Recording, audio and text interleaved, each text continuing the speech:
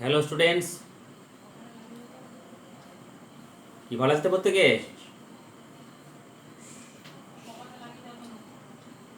আচ্ছা, আজকে আমরা যে পাঠটা সম্পর্কে আলোচনা করব, বোর্ডে দেখো লেখা দেখে তুমি বুঝতেই পারছো, যার নাম হচ্ছে পশ্চিমবঙ্গ। এর পশ্চিমবঙ্গে ভূপ্রকৃতি, জলবায়ু, মৃত্তিকা, স্বাভাবিক উদ্ভিদ আমাদের আলোচনা হয়ে গেছে। এখন পশ্চিমবঙ্গের এখন যে পাঠটা আমাদের শুরু হবে সেটা হচ্ছে প্রধান প্রধান অর্থনৈতিক ক্রিয়াকলাপ, অর্থাৎ ইকোনমিক অ্যাক্টিভিটিস। মানে পশ্চিমবঙ্গের মানুষ কি কি রকমের কাজকর্ম করে জীবিকা অর্জন করে। এখানে দেখো যে প্রসঙ্গটা প্রথমে উঠে আসে সেটা হচ্ছে এগ্রিকালচার।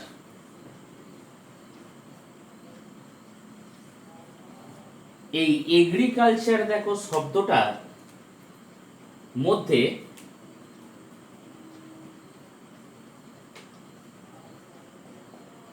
দুটো শব্দ পাচ্ছি।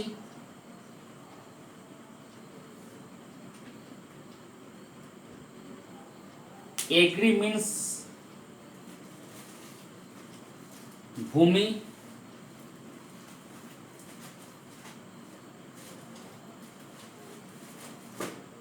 আর কালচার মিন্স হচ্ছে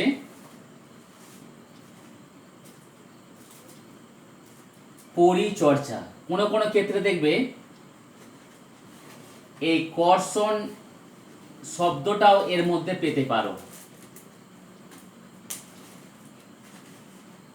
তাহলে পশ্চিমবঙ্গের এই অর্থনৈতিক ক্রিয়াকলাপের অধিবাসীদের প্রধান জীবিকা হচ্ছে কৃষিকাজ। ওকে, তাহলে এই কৃষিকাজ পশ্চিমবঙ্গ তথা ভারতবর্ষের একটা সর্বপ্রধান মানুষের জীবিকা অর্জনের উপায়। যদিও বা এই পশ্চিমবঙ্গে বঙ্গের প্রায় 65% জমি কৃষিকাজের জন্য ব্যবহার করা হয়ে থাকে। 65% জমি কৃষিকাজের জন্য ব্যবহার করে, এবং 100 জনের মধ্যে এই 70 জন হচ্ছে কৃষিকাজের সঙ্গে জড়িত। তাহলে এখানে কৃষিকাজের জমি কত পার্সেন্ট পশ্চিমবঙ্গের লোক ব্যবহার করে বললাম? 65%। আর পশ্চিমবঙ্গের অধিবাসীর 100 জনের মধ্যে এই 70 জন এই কৃষিকাজের সঙ্গে জড়িত। তাহলে এই যে কৃষিকাজ কৃষিকাজ শব্দটা বারবার আমাদের উঠে আসছে, তাহলে এই কৃষিকাজের অর্থাৎ পশ্চিমবঙ্গের কৃষিকাজের বৈশিষ্ট্য সম্পর্কে আমরা একটু আলোচনা করি।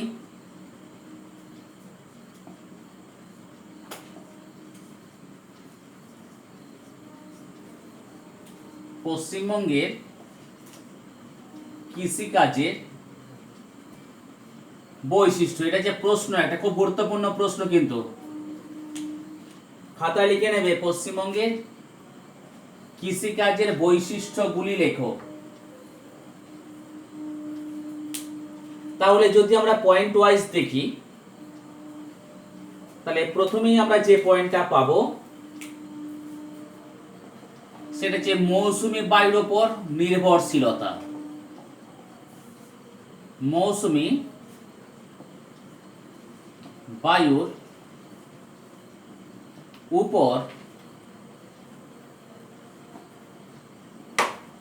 নির্ভরশীলতা।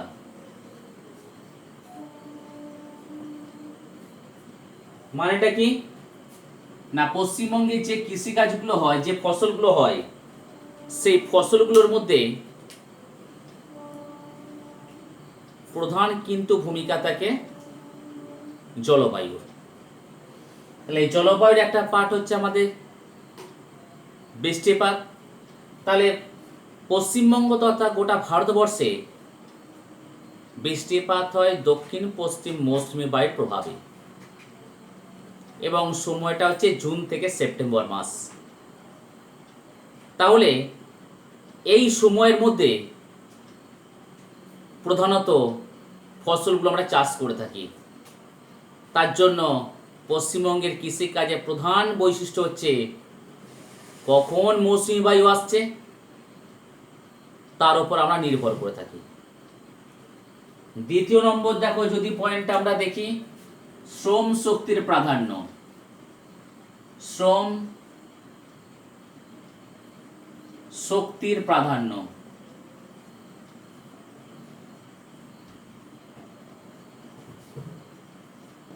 অর্থাৎ পশ্চিমবঙ্গের কৃষকেরা যথেষ্ট পরিমাণে শারীরিক পরিশ্রম করতে ভালোবাসে, তাই যন্ত্রশক্তির ওপর অতটা পরিমাণে নির্ভরশীলতা থাকে না। তার জন্য তারা নিজেরাই নিজের কাজটা করে নিতে বা শারীরিক পরিশ্রম করতে পছন্দ করে। যদি নাম্বার 3 আমরা দেখি, এক ফসলি শস্যের প্রাধান্য।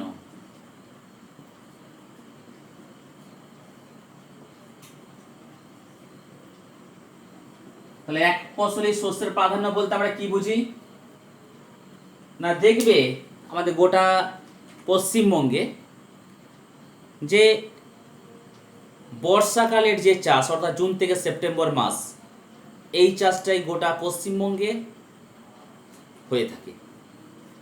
তাহলে এই চাষটা যখনই হয়ে যায় সেপ্টেম্বর মাসে, যখন কাটার যখন সময় হয়, ফসল যখন পেকে যায়, চাষিরা যখন কেটে বাড়িতে নিয়ে এসে মড়াই যখন গচ্ছিত করে, তারপর যে পর্যায়ক্রমে বিভিন্ন রকমের ফসল চাষ করে কৃষক যে তার আয়টাকে বাড়াবে, এই মানসিকতা লক্ষ্য করা যায় না। তাই একটা ফসল চাষ করে বছরের বাকি সময়টা তারা বিশ্রামে কাটাতে চায়। তাহলে এক ফসলই চাষের প্রাধান্য বেশি, বুঝতে পারছো? এবার দেখো নাম্বার 4। তাহলে 1 নম্বর পয়েন্ট আমরা কি লিখলাম, মৌসুমী বায়ুর উপর নির্ভরশীলতা। দ্বিতীয় নম্বর দেখো পয়েন্ট আমরা যেগুলো পেলাম, শ্রম শক্তির প্রাধান্য, একটা গুরুত্বপূর্ণ পয়েন্ট পেলাম। তৃতীয় নম্বর দেখো পয়েন্ট আমরা যেটা পেয়েছি এখানে, এক ফসলি জমির হচ্ছে প্রাধান্য। এবারে দ্বিতীয় নম্বর অর্থাৎ চতুর্থ নম্বর পয়েন্টটা যদি আমরা দেখি, জীবিকা সত্তা ভিত্তিক ফসল উৎপাদন। জীবিকা সত্তা ভিত্তিক ফসল উৎপাদন। তাহলে জীবিকা সত্তা ভিত্তিক বলতে আমরা কি বোঝাবো না, পশ্চিমবঙ্গের কৃষকেরা যে ফসলগুলো চাষ করে প্রধানত পরিবারের সদস্যদের ভরণ পোষণের জন্যই কিন্তু মেনলি তারা উৎপাদনটা বা চাষটা করে থাকে, যাতে পরিবারের লোকেরা সচল বচলভাবে সারা বছর ধরে খেয়ে পরে বাঁচতে পারে।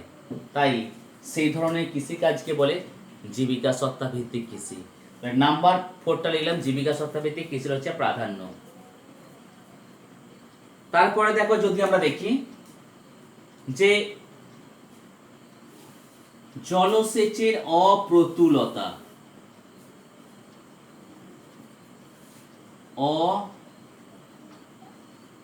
অপ্রতুলতা মিনস হচ্ছে যে কৃষিকাজ করতে গেলে যে পরিমাণ জলসেচের দরকার হয়, সেই পরিমাণ জলসেচ কিন্তু গোটা পশ্চিমবঙ্গের সব জায়গায় সমানভাবে কিন্তু করা সম্ভব হয়নি।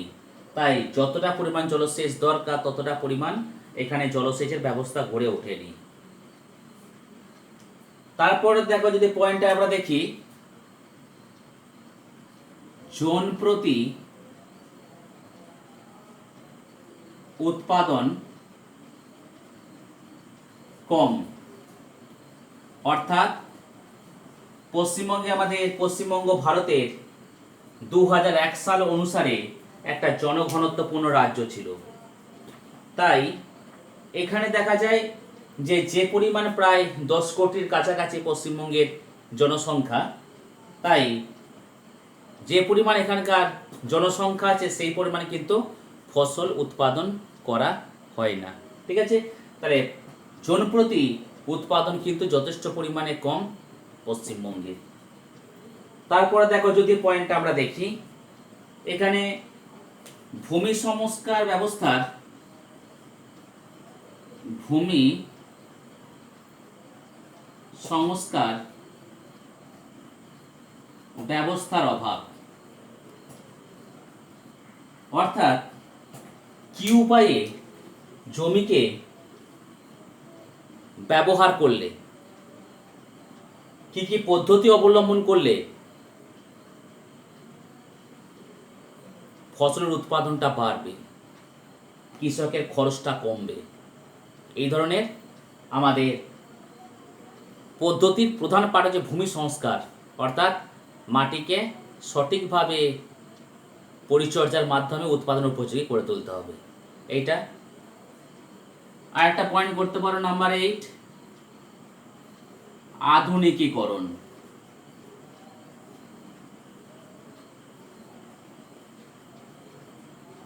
অর্থাৎ দেখা যায় যে পশ্চিমবঙ্গে যে কৃষি ব্যবস্থা আছে সেখানে প্রধানত যে ভূমিকাটা রয়েছে সেটা হচ্ছে আধুনিকীকরণ, অর্থাৎ যে আধুনিক কৃষি যন্ত্রপাতি যেমন রোটার, রোটাভেটার, হারভেস্টার ইত্যাদি আধুনিকীকরণের অভাব পশ্চিমবঙ্গের কৃষকরা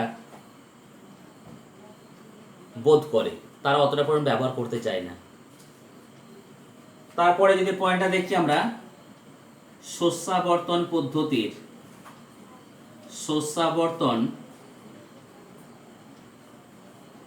পদ্ধতির প্রচলন, অর্থাৎ একটার পর একটা চাষ যদি আমরা করে থাকি সেক্ষেত্রে দেখা যাবে যে কৃষকেরা প্রাকৃতিক উপায়ে জমির উর্বর শক্তিকে কিন্তু ফিরে পেতে পারে।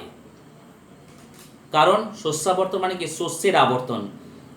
ধান চাষ করলে, তারপর তুমি আলু চাষ করলে, আলুর সঙ্গে তৈলবীজ চাষ করতে পারো, তার সঙ্গে গমের চাষ রয়েছে, তারপর গামা বলে একটা ঘাসের চাষ আছে, তারপর তিল চাষ আছে। তাহলে একটার পর একটা যে রোটেশন ওয়াইজ আমরা চাষ করে থাকি তাহলে কি হবে না, শস্যাবর্তন পদ্ধতিতে কৃষকের যেমন খরচটা কমবে, উৎপাদনটাও বাড়বে।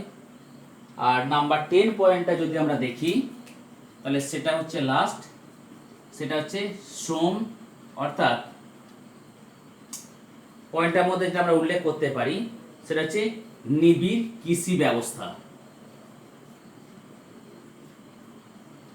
নিবিড় কৃষি ব্যবস্থা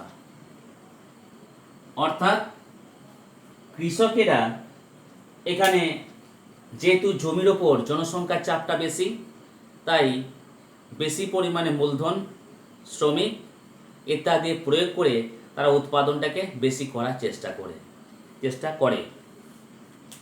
নাম্বার 10 যদি আমরা দেখি সেটা হচ্ছে পশু খাদ্যের অভাব।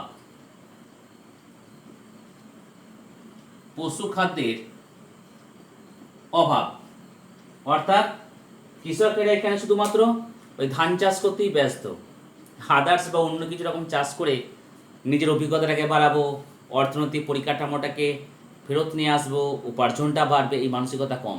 তার মধ্যে একটা পয়েন্ট হচ্ছে আমাদের পশু খাদ্যের অভাব। তাহলে খাদ্য ফসল চাষেই ব্যস্ত কিন্তু পশু খাদ্যের কথা চিন্তা করে না। যেমন গামা বলে এখন ঘাসের নাম জানো, এটা খেলে গবাদি পশু কিংবা আমাদের ছাগল ইত্যাদি যে প্রাণীগুলো আছে তারা হৃষ্টপুষ্ট হয় এবং দুধের পরিমাণটাও বেড়ে যায়। তাই পশু খাদ্যের অভাবও কিন্তু ভারতের যে অর্থাৎ পশ্চিমবঙ্গের কৃষিকাজের বৈশিষ্ট্য হচ্ছে অন্যতম। তাহলে দেখে এই প্রশ্নটা খুব ভালো করে তৈরি করবে, যেটা হচ্ছে পশ্চিমবঙ্গের কৃষিকাজের বৈশিষ্ট্যগুলি কী কী। এটা হচ্ছে প্রশ্নমান কিন্তু 5, মনে রাখবে, এটা প্রশ্নমান কিন্তু 5-এর প্রশ্ন। ঠিক আছে, তাহলে কী কী পয়েন্টগুলো বললাম বলো, এবার বলে দিই। নাম্বার 1, মৌসুমি বায়ুর ওপর নির্ভরশীলতা। নাম্বার 2 হচ্ছে শ্রম শক্তির প্রাধান্য। নাম্বার 3 হচ্ছে এক ফসলি শস্যের প্রাধান্য। নাম্বার 4 হচ্ছে জীবিকা সত্তা ভিত্তিক ফসল উৎপাদন। নাম্বার 5 জলসেচের অপ্রতুলতা। নাম্বার 6 হচ্ছে জন প্রতি উৎপাদন কম। নাম্বার 7 হচ্ছে ভূমি সংস্কার ব্যবস্থার অভাব। নাম্বার 8 হচ্ছে আধুনিকীকরণের অভাব। আর নাম্বার 9 হচ্ছে শস্যাবর্তন পদ্ধতির প্রচলন। আর নাম্বার 10 হচ্ছে নিবিড় কৃষি ব্যবস্থা। আর নাম্বার 11 হচ্ছে পশুখাদ্যের অভাব। ওকে, তাহলে এই পশ্চিমবঙ্গের কৃষিকাজের বৈশিষ্ট্যগুলো আলোচনা করলাম। তাহলে পয়েন্টগুলো ভালো করে একটু খাতায় লিখে নেবে। ওকে, এবার দেখো পশ্চিমবঙ্গের কৃষির যে ফসলগুলো আছে সেই ফসলগুলোকে আমরা কয়েকটা ভাগে ভাগ করতে পারি।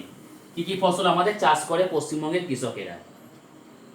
এখানে যদি দেখো আমরা দেখি তাহলে দেখা যাবে যে পশ্চিমবঙ্গে আমরা দেখেছি যে এখানে যথেষ্ট পরিমাণে উর্বর পলিমাটি আছে, প্লাস এখানে অনুকূল জলবায়ুটাও রয়েছে। শুধু আবার তাই নয়, এখানে ওই সুযোগ সুবিধাগুলো কাজ করে এখানে বিভিন্ন রকমের কিন্তু ফসলের চাষ হয়। তাহলে পশ্চিমবঙ্গে যে ফসলগুলো চাষ করি তাকে আমরা পয়েন্ট ওয়াইজ এরকম করে লিখতে পারি কী কী ধরনের পশ্চিমবঙ্গের ফসলগুলো আমরা চাষাবাদ করে থাকি। তাহলে প্রথমে যদি আমরা দেখি সেটা হচ্ছে খাদ্য ফসল। খাদ্য ফসল যেটা আমাদের খাবার কাজে ব্যবহার করি। খাদ্য ফসলের মধ্যে আমরা যেগুলো পাবো সেটা হচ্ছে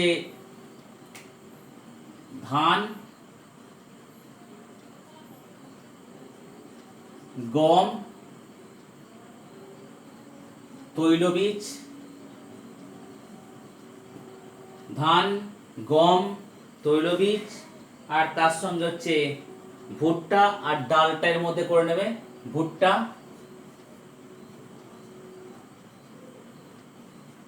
আর ডাল, ইটিসি মানে প্রভৃতি বা ইত্যাদি। ঠিক আছে, এটা হচ্ছে খাদ্য ফসল। তারপর দেখো দ্বিতীয় নম্বর যদি আমরা দেখি সেটা হচ্ছে আমাদের অর্থকরী ফসল। খাদ্য ফসল গেল,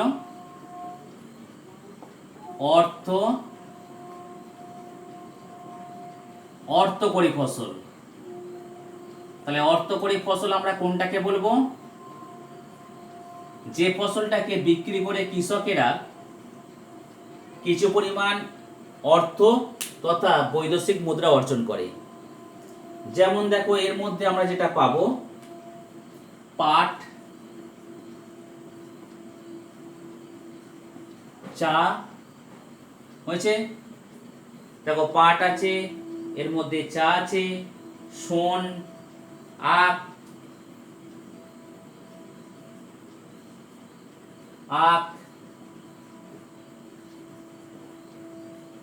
তৈলবীজ,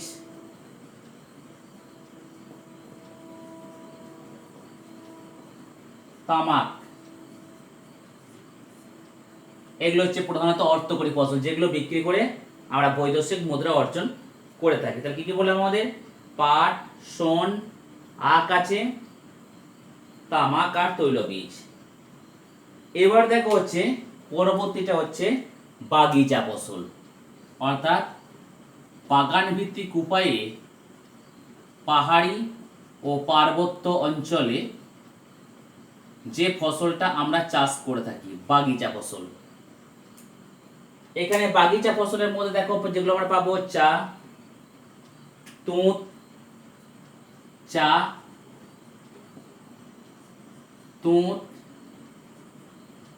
সিনকোনা,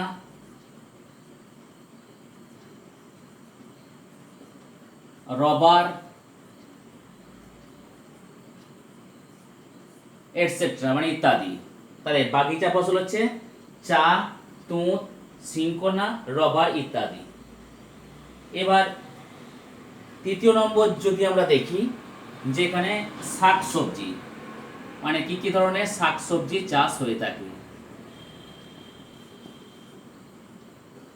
শাকসবজির মধ্যে পাবে পালং,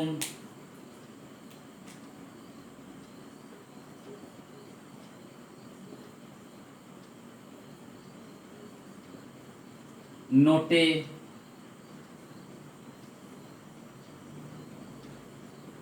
কলমি, লাউ, কুমড়ো,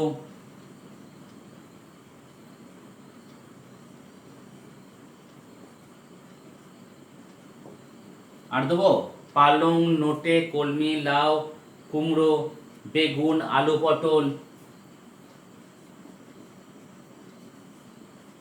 বেগুন, আলু, পটল,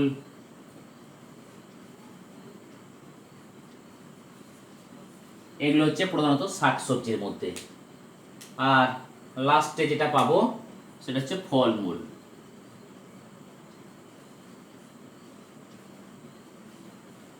ফলমূলের মধ্যে তোমরা জানো আম, জাম, তাই তো? আম, জাম, কলা, লিচু, কাঁঠাল, আম, জাম, কলা, লিচু,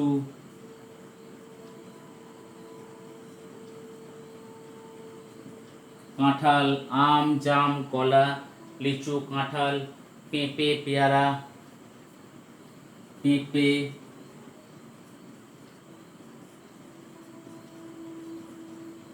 পেয়ারা, আনারস, আর দিচ্ছি না, ইত্যাদি। তাহলে পশ্চিমবঙ্গে আমরা যে সমস্ত ফসলগুলো পেয়ে থাকি সেই ফসলগুলোকে এই 5টা রকমে আমরা ভাগ করতে পারি। একটা হচ্ছে খাদ্য ফসল, যেটা পশ্চিমবঙ্গের মানুষ অর্থাৎ ফসলের শ্রেণী বিভাগ,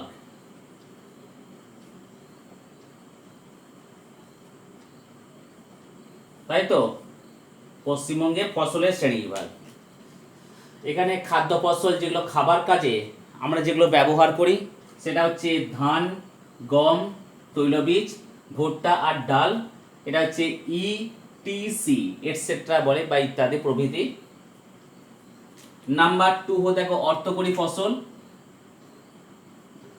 যেগুলো বিদেশে বিক্রি করে আমরা বৈদেশিক মুদ্রা অর্জন করে থাকি। ঠিক আছে?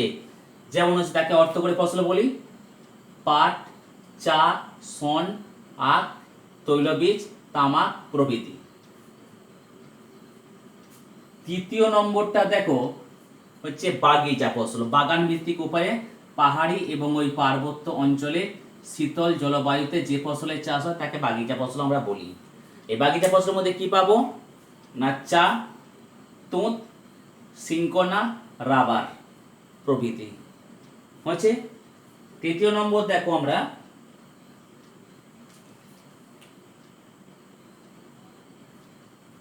তৃতীয় নম্বরটা অর্থাৎ 4 নম্বর হচ্ছে শাকসবজি।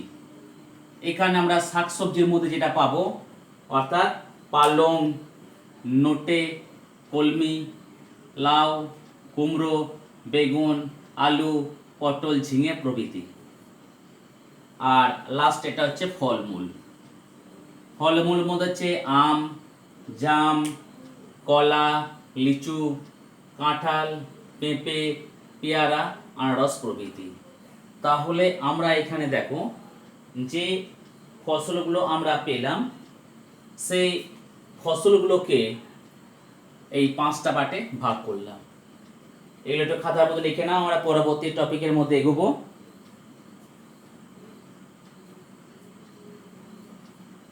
ঠিক আছে? এবার দেখো পশ্চিমবঙ্গের যে ফসলটা নিয়ে প্রথমে আমরা আলোচনা শুরু করব তার নাম হচ্ছে ধান। ঠিক আছে? আমরা ধান সম্পর্কে আলোচনা শুরু করব। তাই দেখো ধান ওপরটায় হেডিং করলাম। এটা প্রধান দেখবে পশ্চিমবঙ্গে কৃষিজ ফসল আছে। তাহলে এখান থেকে যে বড় প্রশ্নটা তোমরা করবে সেই প্রশ্নটা হচ্ছে ধান চাষের অনুকূল ভৌগোলিক পরিবেশটা লেখো। পশ্চিমবঙ্গে ধান চাষের অনুকূল ভৌগোলিক পরিবেশ লেখো। এখানে এটা মেন প্রশ্ন। তাই ধান চাষের ক্ষেত্রে, ধানের ক্ষেত্রে কিছু গুরুত্বপূর্ণ তথ্য প্রথমে তোমাদের দিয়ে রাখি, যেটা ভূমিকা হিসেবে উল্লেখ করতে পারো।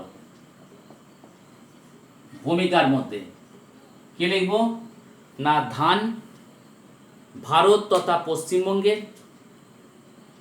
সর্বপ্রধান খাদ্য, এটা ফসল, প্রাচীনতম খাদ্য ফসল। ধান কে তৃষ্ণার্ত ফসল বলে, তৃষ্ণার্ত ফসল, তৃষ্ণার্ত, তৃষ্ণার্ত ফসল বলে। তৃষ্ণার্ত ফসল কাকে বলে না, হচ্ছে সেটা হচ্ছে ধানকে তৃষ্ণার্ত ফসল বলে। কারণ কি, ধান চাষে প্রচুর পরিমাণে জলের প্রয়োজন হয়। আর এই ধান চাষে প্রধানত যে উষ্ণ আর্দ্র ক্রান্তীয় মৌসুমী জলবায়ু অঞ্চলের একটা ফসল। তাছাড়া ধান হচ্ছে গ্রামীণী গোত্রভুক্ত, গ্রামীণী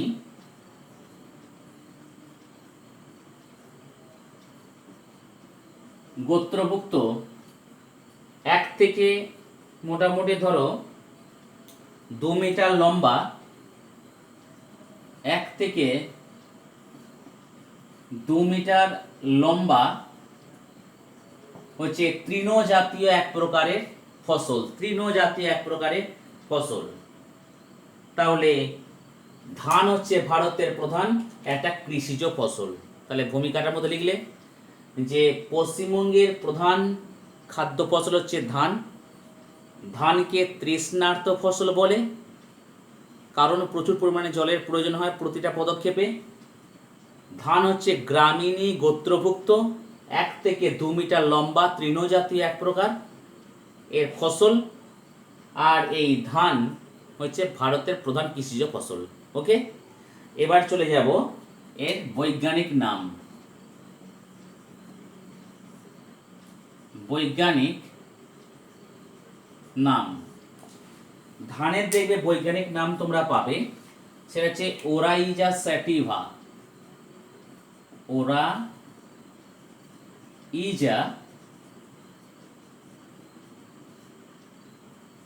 স্যাটিভা, মনে রাখবে ধানের হচ্ছে বৈজ্ঞানিক নাম ওরাইজা স্যাটিভা। এবার মাঝখানটা তুমি পয়েন্ট করলে হচ্ছে অনুকূল ভৌগোলিক পরিবেশ, কারণ এটাই পরীক্ষায় প্রশ্ন, অনুকূল ভৌগোলিক পরিবেশ। অনুকূল ভৌগোলিক পরিবেশের প্রথম পার্টটা হচ্ছে প্রাকৃতিক পরিবেশ। প্রাকৃতিক পরিবেশ,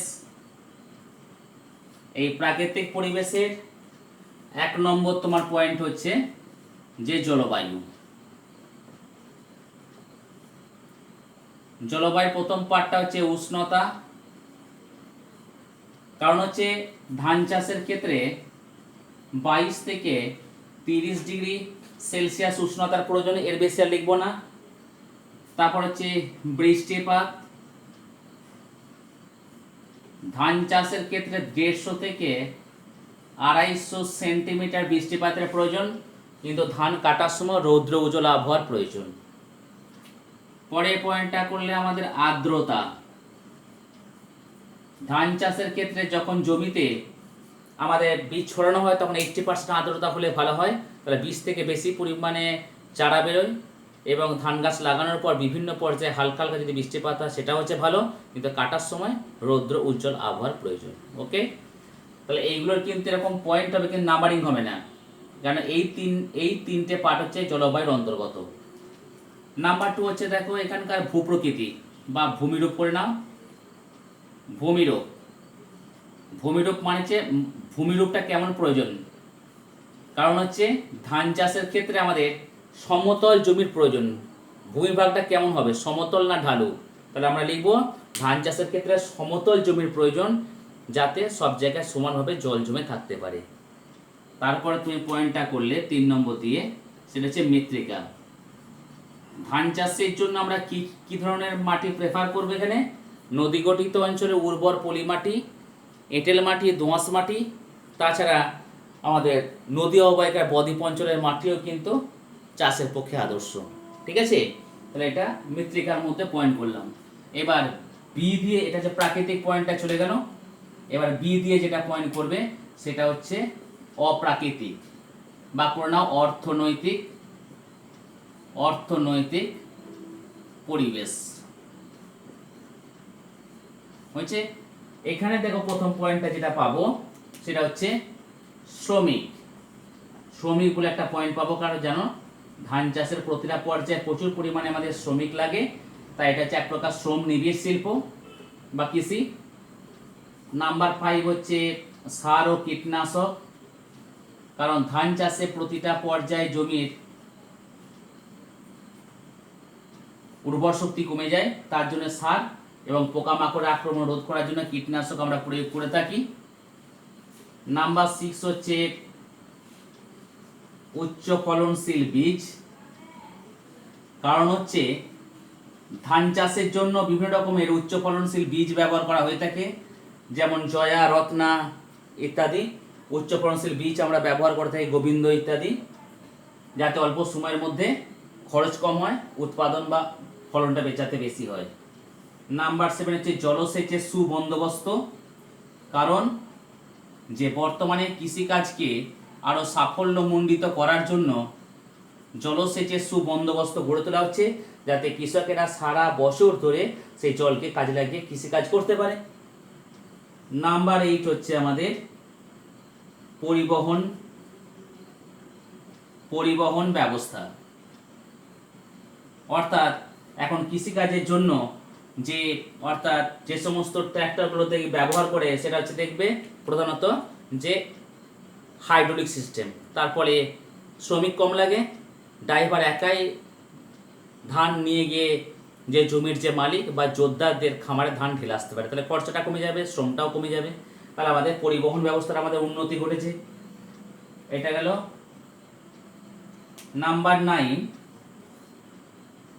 আচ্ছা সার, কীটনাশক, শ্রমিক, বাজার চাহিদা, কারণ হচ্ছে কৃষকেরা সেই সমস্ত ধানকে দেবে চাষাবাদ করে যেটা সারা বছর বাজারের চাহিদা থাকে, এবং সারা বছর বাজারের চাহিদা থাকলেই সেই সমস্ত ফসলে আরও বেশি পরিমাণে তারা লভ্যাংশের পরিমাণটা বাড়বে।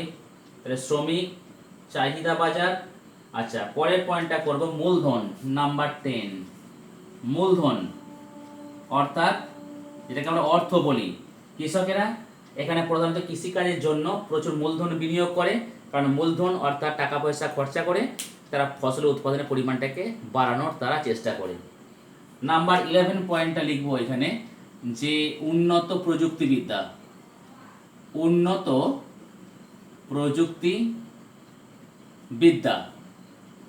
আর লাস্টে হচ্ছে সরকারি সহযোগিতা, সরকারি সহযোগিতা। উন্নত প্রযুক্তিবিদ্যা পয়েন্টটা কেন লিখলাম? কারণ এখন দেখবে কৃষিকাজ প্রধানত বিশেষ করে ধান চাষের ক্ষেত্রে কৃষকেরা খরচের কথা চিন্তা ভাবনা করে না, খরচ হোক যেন অল্প দিনের মধ্যে কৃষকেদের সময়টাও বাঁচে, আর যাতে খরচটা কমে গিয়ে তার লভ্যাংশের পরিমাণটা বাড়ে, ওই জন্য তারা উন্নত প্রযুক্তিবিদ্যা ব্যবহার করছে। লাস্ট হচ্ছে দেখো সরকারি সহযোগিতা। তোমরা প্রত্যেকেই জানো যে কৃষকদের কৃষিকাজে উৎসাহিত করার জন্য সরকার কৃষি বিমা, ফসল বিমা, শস্য বিমা ইত্যাদির মাধ্যমে কৃষকদের কৃষিকাজের উৎসাহ দেওয়া আছে, তার সঙ্গে ফসল নষ্ট হয়ে গেলে ক্ষতিপূরণের ব্যবস্থা তো রয়েছে। এগুলো হচ্ছে সরকারি সহযোগিতার মধ্যে অন্তর্গত। তাহলে দেখো ধান চাষের অনুকূল ভৌগোলিক পরিবেশটা খুব ভালো করে করবে। আমি সুন্দর দেখো পয়েন্টটা ছকের আকারে করলাম, এটা কিন্তু প্রশ্ন আমার 5-এর প্রশ্ন, ঠিক আছে? তাহলে পয়েন্টগুলো আবার বলে দিই। তোমার অনুকূল ভৌগোলিক পরিবেশ, তাহলে ভূমিকা লিখলে, বৈজ্ঞানিক নাম ওরাইজা স্যাটিভা, অনুকূল ভৌগোলিক পরিবেশ, তার নিচে এ দিয়ে পয়েন্ট করলে প্রাকৃতিক পরিবেশ, যেটা প্রকৃতি থেকে আমরা পাই। 1 নম্বর জলবায়ু, জলবায়ু 3টে পার্ট, উষ্ণতা, বৃষ্টিপাত, আর্দ্রতা। উষ্ণতা দেখো 22 থেকে 30 ডিগ্রি সেলসিয়াস, বৃষ্টিপাত 150 থেকে 250 সেন্টিমিটার, আর্দ্রতা হচ্ছে 80% হলে ভালো হয়। নাম্বার 2 ভূমিরূপ, সমতল জমির প্রয়োজন যাতে সব জায়গায় জল জমে থাকতে পারে। মৃত্তিকা নদী গঠিত অঞ্চল, উর্বর পলিমাটি, এটি হলো দোআঁশ মাটি হচ্ছে আদর্শ। নাম্বার 3। নাম্বার 4 হচ্ছে অর্থনৈতিক পরিবেশের মধ্যে আমরা এটা প্রাকৃতিক পরিবেশ গেল। এটা বি হচ্ছে আমরা অর্থনৈতিক পরিবেশ, যেটা অর্থাৎ টাকা পয়সা ভিত্তিক। নাম্বার 4 হচ্ছে আমাদের শ্রমিক, প্রচুর শ্রমিক লাগে ধানের বীজ ফেলা, নিরানোদ ইত্যাদি বিভিন্ন পারপাসে উদ্দেশ্যে। 5 নম্বর হচ্ছে সার কীটনাশক প্রয়োগ করা হয় জমিতে, উর্বর শক্তি, কীটনাশককে ওই পোকামাকড় আক্রমণ হাত থেকে কমানোর জন্য। উচ্চ ফলনশীল বীজ অর্থাৎ হাইব্রিড বীজ, জয়া, রত্না, গোবিন্দর নাম বললাম, যাতে খরচ কম ফলনটা বেশি হয়। 7 নম্বর জলসেচ সুবন্দোবস্ত, কৃষকরা যাতে ঠিকমতোভাবে সারা বছর ধরে কৃষিকাজ করতে পারে। ক্যানেল বা খালের আমাদের সেগুলোকে গভীরতা পরিমাণে বাড়ানোর জন্য সেগুলো সংস্কার সাধন করানো হচ্ছে।